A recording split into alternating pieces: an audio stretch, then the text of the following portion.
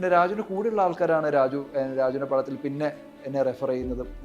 Raju memories എന്ന് പറയുന്ന പടത്തിലാണ് Raju refer ചെയ്യുന്നത്. അതിന് ആരം ജോൻ എന്ന് പറഞ്ഞൊരു പടത്തിൽ റെഫർ ചെയ്തത്. അതല്ലാണ്ടൊക്കെ രാജു ആദ്യം പ്രൊഡ്യൂസ് ചെയ്യുന്ന പടത്തിൽ കമൽ സാറിൻ്റെ മോനാണ് ഡയറക്റ്റ് ചെയ്യുന്നത്, നൈൻ എന്ന് പറയുന്നത്. അത് ജനൂസ് തന്നെയാണ് എന്നെ വിളിക്കുന്നത്. അതല്ലാണ്ട് പിന്നെ കടുവാല് ജിനു എബ്രഹാം, ആരം ജോൻ്റെ ഡയറക്ടർ, പുള്ളി പറഞ്ഞിട്ടാണ് വരുന്നത്. അപ്പോൾ അങ്ങനെ രാജുവിൻ്റെ കൂടെ കുറച്ച് പടങ്ങൾ അഭിനയിക്കാനുള്ള ഭാഗ്യം കിട്ടിയിട്ടുണ്ട്. അതെ, അങ്ങനെ റെഫർ നമ്മുടെ ഈ ഫീൽഡിൽ നിന്ന് റെഫർ ചെയ്യാന്ന് പറയുന്ന ഒരാൾ അവരെ വിളിച്ചാൽ നല്ലതായിരിക്കും. അതൊരു നല്ലൊരു മനസ്സിനുടമക്കല്ലേ അത് കഴിയുള്ളൂ അല്ലേ? അബ്സല്യൂട്ട്ലി അങ്ങനെ ചെയ്യേണ്ട യാതൊരു കാര്യമില്ലല്ലോ. അത് പക്ഷെ അതും ഒരു വലിയൊരു ഭാരമാണ് നമുക്ക്.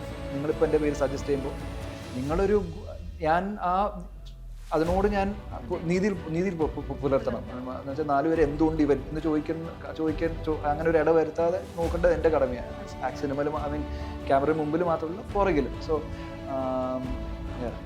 പൃഥ്വിരാജ് എന്ന നടനിൽ ഒരു സംവിധായകനുണ്ടെന്ന് തിരിച്ചറിയാനെന്ന് എമ്പുരാനിലൂടെയാണല്ലോ നമ്മൾ സംവിധാനം കണ്ടത്. ഇല്ല മാഡം, ഇപ്പോൾ അദ്ദേഹത്തിന് ഞാൻ കാണുമ്പോൾ മെമ്മറീസിൻ്റെ ഇത് മുതൽ ഞാൻ കാണുന്ന ക്യാമറ പുറകിൽ പുള്ളിക്ക് ഷോട്ടില്ലെങ്കിൽ ക്യാമറ പുറകിൽ നിൽക്കും. As A matter of fact അതിന് ആ പടത്തിൽ ക്യാമറ ഹാൻഡിൽ ചെയ്തത് സുജിതേട്ടനാണ്. എനിക്ക് വളരെ വേണ്ടപ്പെട്ട ഒരാളാണ്. പുള്ളി പ്രൊഡ്യൂസ് ചെയ്തൊരു പടമുണ്ട് ഓട്ടോറിക്ഷ എന്ന് പറഞ്ഞിട്ട്, അതിലും എന്നെ പുള്ളി തന്നെയാണ് കാസ്റ്റ് ചെയ്തത്. സോ പുള്ളി ക്യാമറ ഹാൻഡിൽ ചെയ്യുമ്പോഴത്തേക്കും പുറകിൽ രാജു ഒന്ന് ക്യാമറ ചിലപ്പോൾ ഓപ്പറേറ്റ് ചെയ്യും. ഒന്നുമില്ല, ഫോക്കസ് ഇങ്ങനെ മറിക്കി നിൽക്കുന്ന അങ്ങനെ ചെയ്യുന്നത്. അപ്പോൾ അന്നേ അറിയുന്ന ആരം ജോൺ എന്ന് പറയുന്ന ഒരു ഷോട്ടിൽ ഒരു ടീസറിൽ ഞാൻ ഇങ്ങനെ ഓടുന്ന ഒരു 120 ഫ്രെയിംസിൽ 48 ഫ്രെയിംസിൽ ഓടുന്ന ഒരു ഷോട്ടുണ്ട് ടീസറിൽ വന്നിട്ടുള്ളത്. അത് രാജു ആണ് ഒരു ക്യാമറ ഹാൻഡിൽ ചെയ്തത്.